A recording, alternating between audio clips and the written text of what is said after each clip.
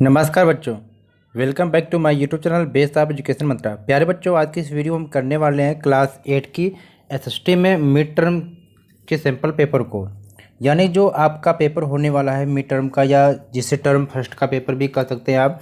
तो वो किस टाइप से पेपर आपके एग्जाम में पूछा जाएगा, उस टाइप के हम सैम्पल पेपर को करने वाले हैं और साथ ही साथ उसके आंसर को भी देखने वाले हैं विथ सॉल्यूशन। ठीक है, तो चलिए देखते हैं। प्यारे बच्चों, ये तो बहुत ही अच्छी बात है कि पेपर से पहले हमें सैम्पल पेपर मिल जाता था, हमें ये पता चल जाता कि हमारे एग्जाम में पैटर्न क्या होने वाला है, यानी किस टाइप के क्वेश्चन आने वाले हैं और किस तरह के प्रश्न देखने को मिलेगा। तो ये तो बहुत ही अच्छी बात है। तो इस हम आज की वीडियो में हम क्या है, इससे प्रैक्टिस करने वाले हैं।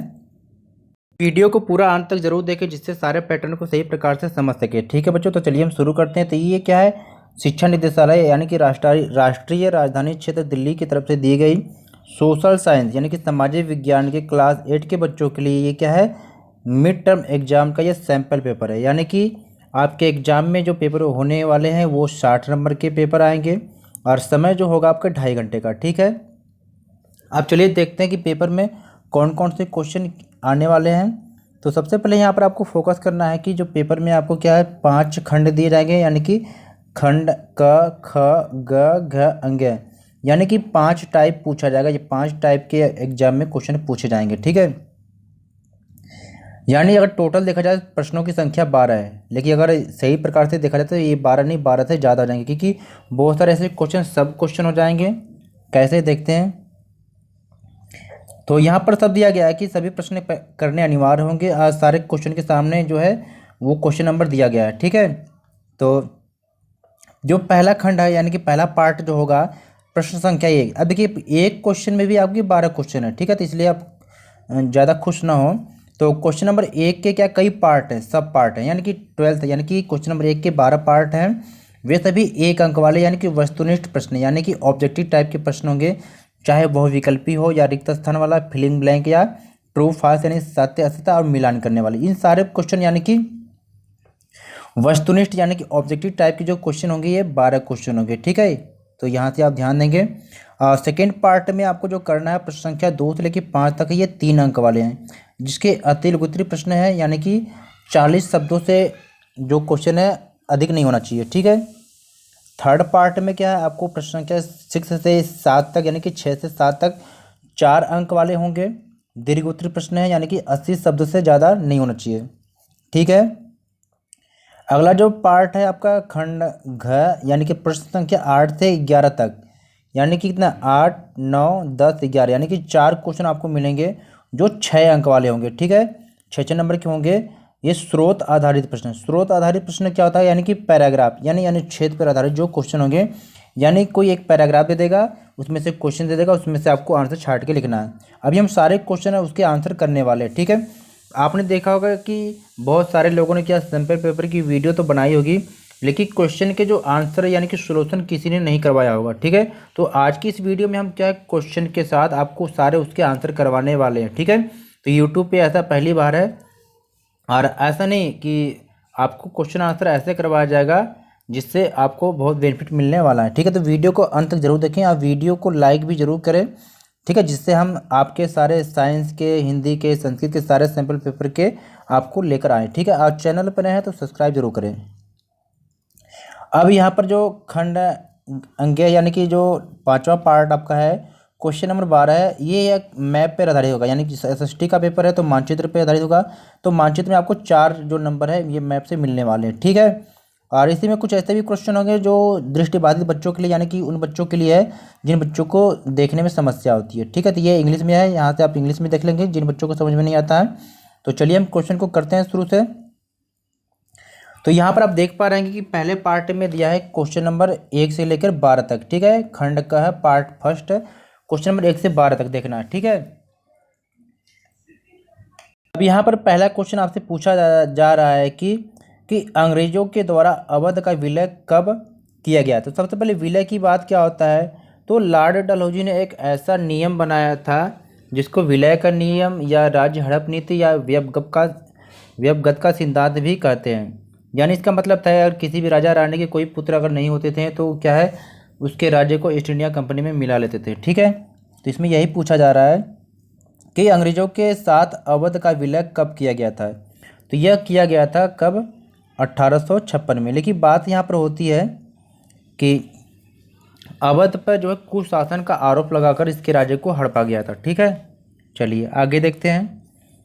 क्वेश्चन नंबर सेकंड यहाँ पर है कि 1857 में भारत का गवर्नर जनरल कौन था? तो यहाँ पर अभी आपने देखा था कि 1857 में क्या है, प्रथम स्वतंत्रता संग्राम हुआ था।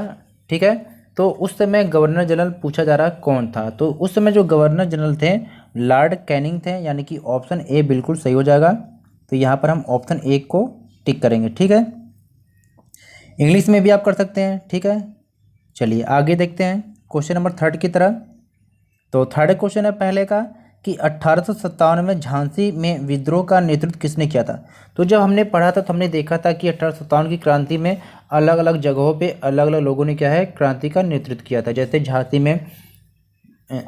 में रानी लक्ष्मीबाई, और कानपुर में नाना साहब, दिल्ली में क्या है, बहादुर शाह जफर, और बिहार में या बिहार के जगदीशपुर में तो कुंवर सिंह ने। इसी तरह बहुत लोगों ने क्या है, अलग अलग क्षेत्रों में अलग अलग जगहों पे क्रांति का नेतृत्व किया था। तो यहाँ पर 1857 में पूछा जा रहा है झांसी में विद्रोह का नेतृत्व किसने किया था? तो ये रानी लक्ष्मीबाई के द्वारा किया गया था। ठीक है, यानी कि ऑप्शन सी बिल्कुल सही हो जाएगा। ठीक है, चलिए आगे देखते हैं। क्वेश्चन नंबर 4 है कि कटीली झाड़ियाँ एवं गुल्म मुख्यतः कहाँ उगते हैं? तो अभी हमने जब भूगोल के चैप्टर सेकंड को पढ़ा था तो वहाँ पर बहुत सारे ऐसे चीज़ों के बारे में देखा था, वनस्पतियों के बारे में। तो जो कटीले वन या गुल्म मुख्यतः होते हैं ये कहाँ पर उगाए जाते हैं? तो जहाँ पर वर्षा कम होती है, यानी कि शुष्क प्रदेशों में, या हम कह सकते हैं कि मरुस्थलीय क्षेत्रों में। तो यानी ऑप्शन ए बिल्कुल सही हो जाएगा। ठीक है, तो ऑप्शन ए पे टिक लगाएंगे। चलिए आगे देखते हैं। अगला क्वेश्चन है क्वेश्चन नंबर 5 है पहले का कि निम्नलिखित में से किसे पर्यावरण का एक महत्वपूर्ण शोधक समझा जाता है? यानी कि कौन सा एक ऐसा इसमें है जो पर्यावरण को शुद्ध करता है? ठीक है, यानी पर्यावरण की जो गंदगी है उसको साफ करता है। तो अभी हमने देखा था जो गिद्ध है ये क्या करते हैं, मृत जीवों को खाकर पर्यावरण को क्या स्वच्छ कर देते हैं। तो ऑप्शन ए बिल्कुल सही हो जाएगा। ठीक है, चलिए आगे देखते हैं क्वेश्चन नंबर 6 की तरफ। तो यहाँ पर है कि भारतीय संसद के कौन कौन से भाग हैं? जब हमने सामाजिक और राजनीतिक जीवन के चैप्टर नंबर 5 को पढ़ा था कि हमें संसद की क्यों आवश्यकता है, तो इसमें हमने देखा था कि भारतीय संसद के कौन कौन से भाग हैं, यानी कि अंग हैं। तो संसद के अंग कौन कौन से थे? लोकसभा, राज्यसभा, राष्ट्रपति, यानी तीनों मिलाकर क्या ये संसद के अंग थे। तो इसलिए अगर देखा जाए तो इसका जो राइट आंसर होने वाला है ऑप्शन डी बिल्कुल सही हो जाएगा। ठीक है, यानी कि संसद के तीनों अंग हैं। चलिए आगे देखते हैं। अब हम यहाँ पर करने वाले हैं ट्रू फॉल्स, यानी कि सत्य असत्य पे आधारित क्वेश्चन। यानी कि क्वेश्चन नंबर 7 है पहले का कि राष्ट्रपति राज्यसभा में 20 सदस्यों को मनोनीत करते हैं। तो आपको बताना है कि राष्ट्रपति राज्यसभा में 20 सदस्यों को मनोनीत करते हैं, ये सत्य है या असत्य है। तो अभी हमने देखा था कि राष्ट्रपति क्या राज्यसभा में कितने 12 सदस्यों को मनोनीत करते हैं, लेकिन यहाँ पर दिया है 20। तो ये कथन क्या है, बिल्कुल असत्य हो जाएगा। ठीक है, तो यहाँ पर हम क्या कर देंगे, गलत कर देंगे, या तो आप यहाँ पर लिख लेंगे असत्य। ठीक है, जैसा आपको लगे वैसा आप कर लीजिए। तो यहाँ पर आप लिख लेंगे असत्य या लिख लेंगे गलत। ठीक है, चलिए आगे देखते हैं। क्वेश्चन नंबर 8 है कि देश में एक से ज़्यादा स्तर की सरकारों का होना संघवाद के नाम से जाना जाता है। तो ये क्या है क्वेश्चन है, 8वां है। तो ये बिल्कुल क्या सत्य हो जाएगा। ठीक है, तो इसको आप लिख लेंगे यहाँ पर सत्य लिखेंगे। ठीक है, तो ये कथन बिल्कुल क्या है, सत्य है। ठीक है, चलिए क्वेश्चन नंबर 9 यहाँ पर है कि डॉक्टर बी आर अम्बेडकर को भारतीय संविधान का जनक कहा जाता है। तो ये भी बिल्कुल सत्य है कि डॉक्टर भीमराव अम्बेडकर को क्या संविधान का जनक कहा जाता है। तो ये भी कथन जो हो जाएगा 9 क्वेश्चन का, ये भी बिल्कुल क्या सत्य हो जाएगा। ठीक है, तो यहाँ पर भी लिख लेंगे आप सत्य। चलिए आगे देखते हैं। अब यहाँ पर क्वेश्चन नंबर 10 क्या करा है कि रिक्त स्थान की पूर्ति, यानी कि अब यहाँ पर क्या है 10th से लेकर जो 12th तक इसे रिक्त स्थान की पूर्ति हमें करना है। तो 10th में लिखा है कि विलय की नीति के द्वारा लागू किया गया था, यानी कि जो विलय की नीति है ये किसके द्वारा शुरू किया गया था, तो आपको इसमें लिखना है। तो यह जो शुरू किया गया था लॉर्ड डलहौजी के द्वारा। तो यहाँ पर लिख लेंगे, इसमें आपको क्या फिल कर लेना है, लॉर्ड डलहौजी। ठीक है, यहाँ तक आप लिखेंगे, सॉरी, तो यहाँ पर क्वेश्चन नंबर 10 में लिख लेंगे लॉर्ड डलहौजी। ठीक है, विलय की नीति जो थे लॉर्ड डलहौजी के द्वारा शुरू किया गया था। ठीक है, चलिए आगे देखते हैं। अब आगे क्या करने वाले हैं, क्वेश्चन नंबर 11th में देखते हैं। सॉरी 11th नहीं, 10th में ही पूछा जा रहा है। देखिए इसमें जब अथवा का मतलब प्यारे बच्चों ये होता है, या तो क्वेश्चन ये करिए या तो ये करिए, ठीक है, दोनों में से कोई एक करना है। ठीक है, तो अथवा वाला हम देखते हैं कि रानी चेन्नम्मा नामक राज्य की शासक थी। तो ये किस राज्य की शासक थी, इसमें आपको फिल करना। तो ये क्या है, कित्तूर की शासक थी। कित्तूर कहाँ पड़ता है, कर्नाटक में। ठीक है, ठीक है, रानी चेन्नम्मा कहाँ की शासिका थी, कित्तूर की। कित्तूर कर्नाटक में पड़ता है। ठीक है, यहाँ पर मैंने नोट कर दिया है, यहाँ पर आप लिख लेंगे। ठीक है, चलिए आगे देखते हैं। क्वेश्चन नंबर 11 में देखते हैं कि श्री रंगपट्टनम के युद्ध के बाद मैसूर के ऊपर संधि थोपी गई, यानी कि कौन सी संधि थोपी गई, इसको आपको लिखना है। तो ये संधि थी श्री रंगपट्टनम की संधि। तो 11 में लिख लेंगे आप श्री रंगपट्टनम की संधि। ठीक है, चलिए आगे देखते हैं क्वेश्चन नंबर 12 की तरफ। क्वेश्चन 12 में दे रखा है कि बक्सर का युद्ध लड़ा गया, यानी कि बक्सर का युद्ध कब लड़ा गया था, तो आपको लिखना है। तो आप सभी जानते हैं कि बक्सर का युद्ध क्या है, 1764 ईस्वी में लड़ा गया था। ठीक है, इसी में अथवा क्वेश्चन में देखेंगे कि प्लासी का युद्ध कब लड़ा गया था। तो प्लासी का युद्ध 1757 ईस्वी में लड़ा गया था। ठीक है, चलिए आगे देखते हैं। तो प्यारे बच्चों, यहाँ पर हमने देखा कि हमने पार्ट 1 यानी खंड क को कंप्लीट कर लिया। अब यहाँ पर खंड ख यानी कि सेक्शन बी को करने वाले हैं। तो सेक्शन बी में हम देखते हैं कि जो क्वेश्चन नंबर ये आपके हैं 2 से 5 तक हैं। तो इन सारे क्वेश्चन को हम देखते हैं। ठीक है, यानी ये जो क्वेश्चन है कि शॉर्ट टाइप के हैं, जो 2 से 5 तक होंगे। आप प्रत्येक क्वेश्चन जो है 3 नंबर के होने वाले हैं। 4 क्वेश्चन करने हैं 3-3 नंबर के। तो पहला क्वेश्चन यहाँ पर दे रखा कि भाई किसी देश को संविधान की आवश्यकता क्यों पड़ती है। चाहे ये कर लीजिए क्वेश्चन, या ये वाला कर लीजिए कि शक्तियों का बंटवारा पर एक संक्षिप्त नोट, यानी इन दोनों में से कोई एक क्वेश्चन आपको करना है। ठीक है, तो चलिए देखते हैं। और इसी के साथ क्वेश्चन नंबर 3 को भी देख लेते हैं कि सरकार को नियंत्रित करने या मार्गदर्शन देने और जानकारी देने में भारतीय संसद की भूमिका, इस पर टिप्पणी लिखना है। ठीक है, इसको कर लेना है। इसके बाद चौथे नंबर में आपको करना है कि भूमि संसाधन के संरक्षण के किन्हीं 3 उपायों का वर्णन करना है। और या तो ये कर लीजिए या तो ये कर लीजिए कि जल संरक्षण के किन्हीं 3 उपाय। ठीक है, इसी प्रकार से 5वें क्वेश्चन में करना है कि वन्य जीवन पर एक संक्षिप्त नोट्स लिखना है। ठीक है, चलिए इसके आंसर को देखते हैं। प्यारे बच्चों, हमने देखा था कि खंड ख में सेक्शन बी में 2 से 5 तक क्वेश्चन जो 3 अंक के थे, और इसमें सेकेंड क्वेश्चन था कि वह किसी देश को संविधान की आवश्यकता क्यों पड़ती है। तो चलिए देखते हैं संविधान की आवश्यकता। तो लोकतांत्रिक सरकार का निर्माण और उसके कार्य तय करने के लिए क्या है, संविधान की आवश्यकता होती है। ठीक है, दूसरा है कि सरकार के विभिन्न अंगों के अधिकार तय करने के लिए भी संविधान की आवश्यकता होती है। और सरकार को अपनी शक्तियों के दुरुपयोग से रोकने के लिए भी, नागरिकों के अधिकार सुरक्षित करने के लिए और अच्छे समाज के गठन के लिए भी क्या, संविधान की आवश्यकता होती है। ठीक है, अगर प्यारे बच्चों यहाँ पर हम ज़्यादा एक्सप्लेन करेंगे तो वीडियो बड़ी हो जाएगी। ठीक है, अगला क्वेश्चन था कि शक्तियों के बंटवारा पर एक नोट लिखना था। शक्तियों का बंटवारा का मतलब ये होता है कि संविधान के अनुसार सरकार के 3 अंग हैं। सरकार के 3 अंग कौन कौन से हैं, विधायिका, कार्यपालिका, न्यायपालिका। विधायिका का मतलब होता है जो कानून बनाती है। कार्यपालिका का मतलब जो कानूनों का पालन करवाती है। न्यायपालिका का मतलब जो कानूनों का उल्लंघन करती है उसको दंड देने का काम न्यायपालिका करती है। ठीक है, तो विधायिका क्या करती है, हमारे निर्वाचित प्रतिनिधि होते हैं, यानी कि जो विधायक लोग होते हैं वो वहाँ पर जीत के जाते हैं विधानसभा में, तो वो विधायिका कहलाते हैं, यानी वो लोग कानून बनाते हैं। कार्यपालिका क्या करती है कि ऐसे लोगों का समूह है जो कानूनों को क्या है, लागू करवाने के लिए या शासन चलाने का काम देखती है। न्यायपालिका क्या होता है कि वह जो न्यायालय की व्यवस्था होती है, इसको न्यायपालिका कहा जाता है। ठीक है, आगे क्या है, सरकार की किसी भी शाखा द्वारा सत्ता के दुरुपयोग को रोकने के लिए प्रावधान किया गया है कि इन सभी अंगों की शक्तियां एक दूसरे से अलग होगी। यानी देखिए, सरकार के जितने भी अंग हैं तीनों को अलग अलग कर दिया गया है कि एक दूसरे से कोई सत्ता का दुरुपयोग न कर पाए। और शक्तियों के इस बंटवारे के आधार पर ही प्रत्येक अंग क्या क्या दूसरे अंग पे अंकुश रखता है। ठीक है, और इस तरह से तीनों अंग के बीच में क्या एक संतुलन बना रहता है। तीसरा क्वेश्चन था कि सरकार को नियंत्रित करने, मार्गदर्शन देने और जानकारी देने में भारतीय संसद की भूमिका महत्वपूर्ण है, क्या है, टिप्पणी करना है। तो भारतीय संसद की भूमिका, संसद क्या होता है कि संसद क्या होता है कि कानून बनाने की सबसे ऊंची संस्था है जहां पर पूरे देश के लिए कानून का निर्माण होता है। ठीक है, और राष्ट्रीय सरकार का चुनाव करने के लिए भी संसद की मुख्य भूमिका है। ठीक है, और भारतीय लोकतंत्र में संसद क्या है, जनता की सर्वोच्च प्रतिनिधि संस्था होती है और इसी माध्यम से आम लोगों की संप्रभुता को भी अभिव्यक्ति मिलती है। और साथ ही संसद ही इस बात का प्रमाण है कि हमारी राजनीतिक व्यवस्था में जनता सबसे ऊपर है, यानी कि जो जनमत है सर्वोपरि है। ठीक है, क्योंकि जनता के द्वारा ही चुने हुए प्रतिनिधि वहाँ पर संसद में कानून बनाते हैं। क्वेश्चन नंबर 4 है कि भूमि संसाधन के संरक्षण के किन्हीं 3 उपाय लिखिए। तो भूमि संसाधन के संरक्षण के 3 उपाय हैं।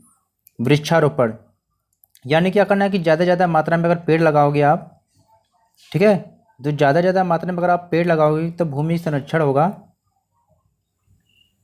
ठीक है, यानी कि वृक्षारोपण करोगे तो क्या है, मिट्टी का कटाव कम होगा। और दूसरा क्या है कि भूमि उद्धारण, रासायनिक कीटनाशकों और उर्वरकों के क्या है, विनियमित उपयोग। और अतिचारण पर रोक, यानी कि पशुओं को कम से कम चराएंगे तो भी भूमि संरक्षण होगा। अब या तो ये क्वेश्चन करिए या तो ये क्वेश्चन करिए। अगला क्या है कि जल संसाधन के संरक्षण के 3 उपाय। तो जल संसाधन संरक्षण के 3 उपाय क्या हैं कि देखिए, जब प्रदूषित जल होता है ना, इसको क्या है, जब हम नालियों में या नालों में मिलाते हैं, उससे पहले इसे क्या करना चाहिए, शुद्ध करके ही क्या है, इसे क्या है वहाँ पर डालना चाहिए।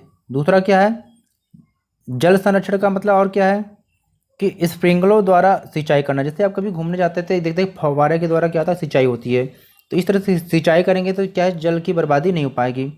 जल रिसाव को कम करने के लिए नहरों को पक्का करना। जैसे आपने देखा है गाँव में क्या होता है कि नहरों के द्वारा सिंचाई होती है, तो बहुत सारे जो जल रिश्ता रहता है, ठीक है, तो उसके रोकने के लिए क्या है, नहरों को पक्का कर दिया जाता है। ठीक है, चलिए आगे देखते हैं कि वाष्पीकरण की अधिक दर वाले शुष्क प्रदेशों में सिंचाई के लिए ड्रिप या टपकन विधि का प्रयोग करना। देखिए, जहाँ पर वाष्प यानी कि वाष्पीकरण ज़्यादा होता है, उन क्षेत्रों में क्या करना चाहिए, सिंचाई के लिए टपकन विधि का प्रयोग करना चाहिए। टपकन विधि का प्रयोग का मतलब होता है, जैसे जैसे ये पौधे होते हैं तो सीधे उसी पौधे के पास में क्या है, एक पानी को टपका टपका कर क्या है, सिंचाई करते हैं। ठीक है, चलिए आगे देखते हैं क्वेश्चन नंबर 5 की तरफ कि वन्य जीवन पर एक आपको महत्वपूर्ण यानी संक्षिप्त नोट्स लिखने हैं।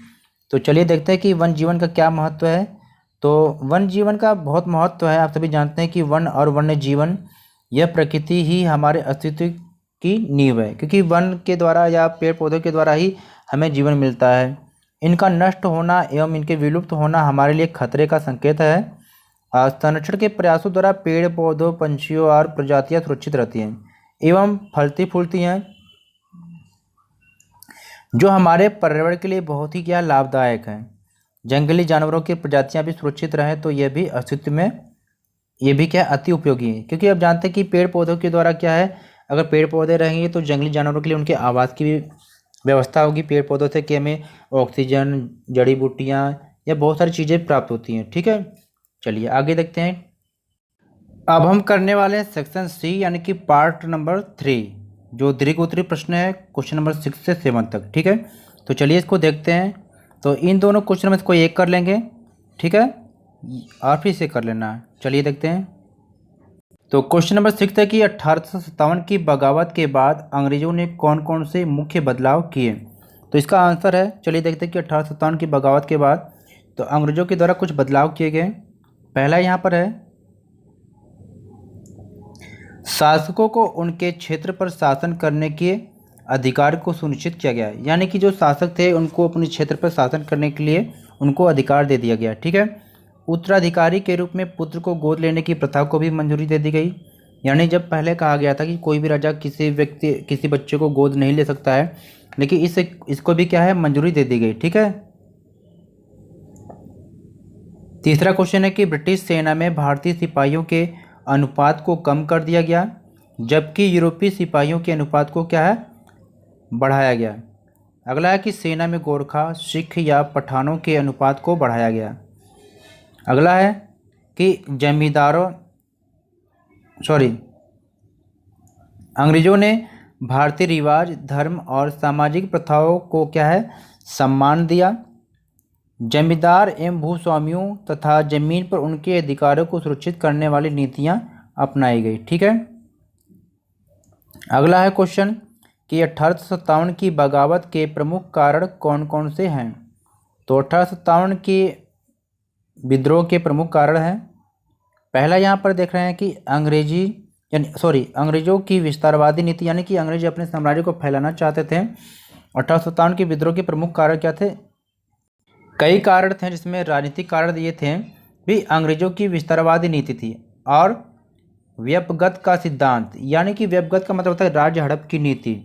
बड़ी संख्या में भारतीय शासकों और प्रमुखों को हटा दिया गया, जिसके परिणाम स्वरूप अन्य सत्तारूढ़ परिवारों के मन में भय पैदा था, यानी कि बहुत सारे लोग नाराज थे। ठीक है, लेकिन 1857 की क्रांति का जो मूल कारण था, विद्रोह का तत्कालिक कारण भी कह सकते हैं कि एनफील्ड राइफल, यानी कि एक नई किस्म की बंदूक आई थी जिसका नाम था एनफील्ड राइफल, पेश की गई। और इससे होता क्या, सैनिकों को आक्रोश था, सैनिक इससे नाराज थे यूज करने में, क्योंकि इससे पहले सैनिकों को अपनी राइफलों के साथ गन पाउडर और गोलियां लेकर चलना पड़ता था, जैसा कि एक अफवाह थी कि कारतूस सूअर और गाय की चर्बी से सना हुआ है। यानी देखिए, लोगों को ये लगा, अफवाह ये फैल गई कि जो ये कारतूस है ना, इस पर जो गाय और सूअर की चर्बी लगी हुई है, क्योंकि इसको क्या मुंह से खींचना पड़ता था। तो गाय हिंदू धर्म का पवित्र माना जाता था, सूअर क्या मुस्लिम धर्म का। तो हिंदू और मुस्लिम धर्म के दोनों लोग क्या इसको क्या है यूज करने से मना कर देते थे। ठीक है, क्वेश्चन नंबर 7 है कि राष्ट्रीय सरकार के चुनाव में भारतीय संसद की भूमिका की व्याख्या करना है। ठीक है, चलिए देखते हैं कि राष्ट्रीय सरकार के चुनाव में संसद की भूमिका क्या है। तो संसद क्या भारत में कानून बनाने की एक सर्वोच्च संस्था है। तो संसद के 3 अंग हैं, लोकसभा, राज्यसभा, राष्ट्रपति। लोकसभा एक लोकप्रिय सदन है क्योंकि इसके सदस्यों का चुनाव जनता के द्वारा किया जाता है। लोकसभा में बहुमत दल के जो नेता होते हैं तो उसको क्या है, राष्ट्रपति क्या प्रधानमंत्री नियुक्त करता है। अब प्रधानमंत्री क्या करता है कि मंत्रिपरिषद का निर्माण करता है, जिससे पूरे देश की शासन व्यवस्था को चलाया जाता है। ठीक है, और फिर क्या होता है कि संसद में जो बनाए गए कानून होते हैं इसको पूरे भारत में लागू किया जाता है और लोग उसका पालन भी करते हैं। तो जो मंत्रिपरिषद होती है इसमें बहुत सारे मंत्री होते हैं, जैसे शिक्षा मंत्री, स्वास्थ्य मंत्री या परिवहन मंत्री। ठीक है, चलिए इस तरह से हमने क्या किया कि खंड section A, section B, section C के सारे क्वेश्चन को हमने कंप्लीट कर लिया। ठीक है, अब सेक्शन डी करने वाले हैं। प्यारे बच्चों, वीडियो थोड़ी सी बड़ी हो जाएगी तो इसलिए हम डी सेक्शन को और ई सेक्शन को क्या है, डी सेक्शन और जो ई सेक्शन है इसको हम क्या अगली वीडियो में लेकर आएंगे। ठीक है, तो प्लीज़ पूरी वीडियो को देखने के लिए दूसरे पार्ट को जरूर देखें, सेक्शन डी और सेक्शन ई। ठीक है।